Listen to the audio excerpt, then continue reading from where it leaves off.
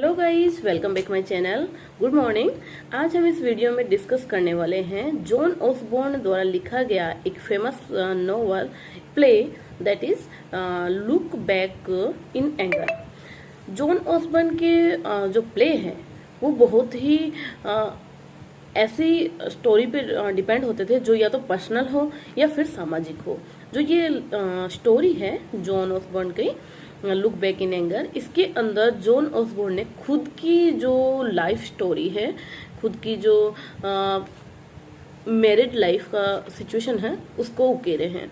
उसको बताए हैं कि मतलब एक हस्बैंड और वाइफ के बीच में रिलेशन खराब होने के बाद में लोग उस चीज का फायदा उठाते हैं और लास्ट में जो डेस्टिनी जो होती है वो ये होता है कि उनको इक्वल होना ही पड़ता है, उनको यूनिट होना ही पड़ता है। और यूनिटी ये चीज़ तो हम जहाँ भी देखते हैं वो ये देखते हैं कि यूनिटी इज स्ट्रेंथ। ये चीज़ हमने बहुत कहानियों में भी सुना है। तो unity strength in every relation में ये डिपेंड्स करता है कि यूनिटी तो स्ट्रेंथ करती है। तो चाहे हस्बैंड वाइफ का हो, चाहे अनदर कोई रिलेशन हो, उसमें हमें यूनिटी रखना चाहिए ताकि हमारा जो रिश्ता है उसमें कुछ प्रॉब्लम नहीं आए। तो इस जो प्ले में है जॉन ऑसबॉर्न ने अपनी कहानी बताई है इस प्ले के थ्रू। तो पहले हम इसके इंट्रोडक्शन देखेंगे, उसके बाद में इसकी कहानी देखते हैं। Look Back in Anger is a realist play written by John Osborne. It focuses on the life and marital struggles of an intelligent and educated but disaffected young man of working class origin, Jimmy Porter, and his equally competent yet impressive upper middle class wife Allison। इसमें क्या होता है, जो लड़का रहता है वो इतना अपर क्लास से बिलोंग नहीं करता, लेकिन उसकी वाइफ है वो अपर क्लास से बिलोंग करती है और वो एजुकेटेड भी रहती है। एजुकेटेड ये भी रहता है जिमी पोर्टर भी, बट वो अपनी लाइफ में कुछ कर नहीं पाता क्योंकि उसको जॉब नहीं मिलती है। और इसी फ्रस्ट्रेशन में जो उनका रिश्ता है वो बहुत खराब रहता है। एलिसन की तरफ से बिल्कुल प्रॉब्लम नहीं रहती है, लेकिन जिमी पोर्टर हमेशा अपना फ्रस्ट्रेशन अपनी वाइफ एलिसन पे निकालता है, बिकॉज ये वो कभी पसंद नहीं करता है कि जो उसकी वाइफ है वो बहुत रिच फैमिली से है, शायद वो जानती नहीं है हार्डवर्क क्या होता है, स्ट्रगल क्या होता है, ये सब वो नहीं जानती है। तो ये सब नहीं जानती है तो वो अपने फ्रस्ट्रेशन के थ्रू शायद उसको जनाना चाह रहा होगा, इसलिए शायद ऐसा हुआ होगा। तो कहानी पे हम जाते हैं। इसका फर्स्ट जो परफॉर्मेंस है वो हुआ था 8 मई 1956 में। इसका जो प्ले राइट है वो जॉन ऑसबॉर्न है। सेटिंग है ए सिंगल फ्लैट रूम में, क्योंकि जो वो स्ट्रगलिंग मैन था तो उसके पास में कोई अच्छा खासा तो रहना नहीं है। वन सिंगल रूम का फ्लैट था। इसकी जो कैरेक्टर्स है, फर्स्ट इसका प्रोटेगनिस्ट है जिमी पोर्टर, सेकंड इसकी वाइफ है एलिसन पोर्टर, क्लिफ लिविस ये इसका फ्रेंड है, कॉलोनियल रेडफर्न ये एलिसन का फादर है, और इसकी एक फ्रेंड भी है हेलेना चार्ल्स। तो जब इसका स्टार्टिंग होता है तो इस तरीके से होता है कि पहले तो ये एलिसन और पोर्टर आपस में झगड़ा करते रहते हैं। ये हमेशा इस पे फ्रस्ट्रेशन निकलता रहता है क्योंकि ये रिच फैमिली से बिलोंग करती है और इसको ऐसा लगता है कि ये स्ट्रगल के बारे में कुछ नहीं जानती है। जो स्ट्रगल करता हूँ सिर्फ मैं ही करता हूँ, शायद इसको भी उस स्ट्रगल का पता होना चाहिए। इसके लिए ही वो अपना फ्रस्ट्रेशन इस पे निकालते रहता है। अब जो कहानी स्टार्ट होती है वो इस तरीके से होती है। एलिसन प्रेस करती रहती है, Jimmy Porter and Cliff Lewis दोनों आपस में बातचीत करते रहते हैं और न्यूज़पेपर पढ़ते रहते हैं। एलिसन प्रेस करते ये दोनों मतलब बातें करते करते इस तरीके से उस बोर्ड पे गिर जाते हैं जिसपे एलिसन प्रेस कर रही होती है और उसका हाथ जल जाता है। जिमी उस पे गुस्सा निकालता है और जिमी उसका हाथ जल जाता है एलिसन का, तो एलिसन जिमी पे गुस्सा निकालती है और वहां से चली जाती है। जिमी उससे सॉरी बोलता है हालांकि, बट वो उस चीज को एक्सेप्ट नहीं करती और वहां से चली जाती है। फिर वो क्लिफ लेविस है, वो एलिसन के पास जाता है और उसके हाथ के कुछ लगा के उसको क्योर करने में उसकी हेल्प करता है। फिर एलिसन उसको कहती है कि मुझे तुम्हें एक बात बतानी है जो आज तक मैंने जिमी को नहीं बताई है अभी तक। वो कहती है कि मैं जिमी के बच्चे की माँ बनने वाली हूँ, लेकिन मैंने ये बात अभी बताई नहीं है क्योंकि वो इतना फ्रस्ट्रेशन में रहता है ना, ये सब बातें मैं उसको बता ही नहीं पाई, ऐसा मैं मतलब मौका ही नहीं ढूंढ पाई। तो क्लिफ लेविस खुश होके वो एलिसन को किस करता है और जिमी पोर्टर है वो उसको देख भी लेता है। लेकिन ये चीज इन दोनों के बीच में, जिमी और क्लिफ के बीच में कॉमन रहती है क्योंकि ये मतलब एक जनरल वे के अकॉर्डिंग होता है, लेकिन जब ये प्ले अगर हम देखें तो शायद ये चीज खराब लगेगा कि जिमी देख के भी कुछ नहीं बोला क्लिफ को कि वो उसको उसकी वाइफ को किस कर रहा है। फिर उसके बाद में वो क्लिफ लेविस वहां से हट जाता है और ये जिमी भी वहां से चला जाता है।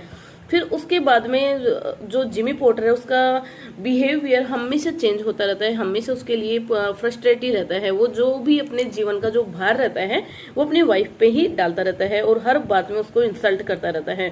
क्लिफ लेविस इसको बहुत समझाता है कि तुम्हें ऐसा नहीं करना चाहिए, तुम्हारी अपनी बीवी है उसका तुम्हें सम्मान करना चाहिए, लेकिन जिमी इस चीज को बिल्कुल मानता नहीं है। फिर कुछ दिनों बाद में क्लिफ लेविस जब उनके घर पे आता है तो एलिसन को कहता है तुम्हारा फोन रिंग कर रहा है और तुम्हारी फ्रेंड हेलेना का फोन आ रहा है, तुम जाके पिक कर लो। हेलेना का फोन एलिसन जब पिक करती है तो पता लगता है कि उसकी जो फ्रेंड है वो कुछ दिन के लिए एलिसन के पास रहने वाली है।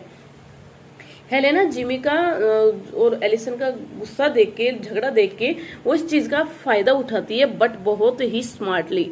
तो हेलेना एलिसन को बोलती है कि तुम इस आदमी के साथ कैसे रह सकती हो, तुम अपने फादर के साथ चले जाओ। मैंने तुम्हारे जो भी स्थिति है मैरिटल लाइफ की वो मैंने तुम्हारे फादर को बता दी है, तुम उनके साथ चले जाओ, वो तुम्हें लेने के लिए भी आ रहे हैं। और तुम इस आदमी के साथ कैसे रह सकती हो जो ना कुछ काम करता है ना ही कुछ योग्य है, तुम इतनी रिच फैमिली से बिलोंग करती हो, फिर भी तुम इस ऐसे आदमी को बर्दाश्त कर रही हो, इसलिए तुम्हें यहाँ से चला जाना चाहिए। ये कॉलोनियल रेड फंड आता है और एलिसन पोर्टर को ले जाता है। फिर हेलेना वापस वहीं रहने लग जाती है। अभी देखो इसने स्मार्टली उन दोनों को अलग किया है। फिर क्लिफ लेविस उसको बहुत डांटता भी है, तुमने अच्छा नहीं किया, जो भी जिमी के साथ जिमी और एलिसन के बीच में किया वो अच्छा नहीं किया है। लेकिन फिर भी हेलेना को इससे कोई फर्क नहीं पड़ता। कुछ टाइम के बाद में ये जो प्ले है वो 3 एक्ट में लिखा गया है। तो जब लास्ट 3rd एक्ट आता है उस टाइम पे एक वापस वही सीन होता है, लेकिन थोड़ा सा चेंज होता है। हेलेना चार्ल्स प्रेस करती रहती है, Jimmy Porter and Cliff Lewis ये दोनों न्यूज़पेपर पढ़ते रहते हैं। फिर जो हेलेना है पहले एक सीन ऐसा भी होता है कि हेलेना जिमी के एक स्लैप करती है क्योंकि ये उस पर फ्रस्ट्रेशन निकालता है, और फिर उसके बाद में उसको वो किस करने लगती है कि एज ए सिंपैथी। तो इन दोनों के बीच में कुछ होता है। फिर वो हेलेना जिमी को बोलती है मैं तुम्हें बहुत प्यार करती हूँ। तो जिमी बोलता है कि मुझे एलिसन छोड़ के चली गई, लेकिन तुम मुझे कभी छोड़ के मत जाना क्योंकि मैं ऑलरेडी मेरी लाइफ से बहुत परेशान हूँ। तो ये उसको नहीं मतलब हमेशा के लिए वादा करती है। फिर जब ये सीन शो होता है कि हेलेना प्रेस करती रहती है और ये दोनों न्यूज़पेपर पढ़ते हैं, तब दिखता है कि जो एलिसन है वो वापस आ जाती है और जो हेलेना से मिलती है और कहती है कि मैं तुमने मेरे साथ जो किया मैं उसके लिए नाराज नहीं हूँ, लेकिन फिर भी हेलेना उससे माफी मांगती है और वहां से छोड़ के जाना चाहती है। तो जिमी वापस गुस्सा हो जाता है और ऐसे बोलता है कि मैं ये चीज जानता हूँ कि तुम ऐसी लड़की हो कि तुम परमानेंटली मेरे साथ रह ही नहीं सकती, ये चीज मैं पहले ही जानता था, इसलिए वो गुस्सा करके उसको जाने के लिए बोल देता है। हेलेना वहां से चली जाती है। एलिसन पोर्टर वहीं रहता है। एलिसन जो पोर्टर है वो जिमी पोर्टर के साथ रहती है और ये इसके नीचे घुटनों पे बैठ के रोती है कि मैंने मेरा बच्चा खो दिया है तुम्हारी वजह से, लेकिन फिर भी अब मैं मेरी लाइफ में रिग्रेट्स ज्यादा फील नहीं करना चाहती। वो उसकी ऐसी कंडीशन देख के बहुत ही रिग्रेट फील करता है, बहुत ही सॉरी फील करता है और उसको सॉरी बोलता है, उसको उठाता है, बोलता है कि जो नेक्स्ट हमारी लाइफ होगी वो मैं बहुत अच्छे से हीड करूंगा और इस प्रकार की जो पहले कोई प्रॉब्लम आई है उस टाइप का नहीं होगा। फिर ये दोनों आपस में हक करते हैं और जो प्ले है वो यहीं खत्म हो जाता है। इस तरीके से इन दोनों की जो स्टोरी है वो हुई। अभी इन दोनों के बीच में अगर कोई प्रॉब्लम नहीं होती या पब्लिकली नहीं होती तो शायद हेलेना बीच में नहीं आती।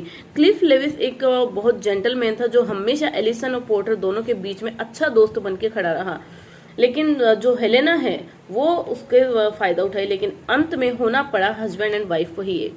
तो यूनिटी इज स्ट्रेंथ, ये चीज भी इसमें डिपेंड करती है। और जो angry young man Jimmy porter था वो भी बदल जाता है और अपनी लाइफ को एक पैशनेटली और शांति से आगे ले जाने का वादा करता है। तो आज के लिए इतना ही। आशा करती हूँ आपको ये प्ले बहुत अच्छे से समझ में आएगा। ये इंपॉर्टेंट है for net exams and many exams. अगर आपको समझ में आया, इंफॉर्मेटिव लगा, तो please subscribe my channel and share my videos. Thank you very much.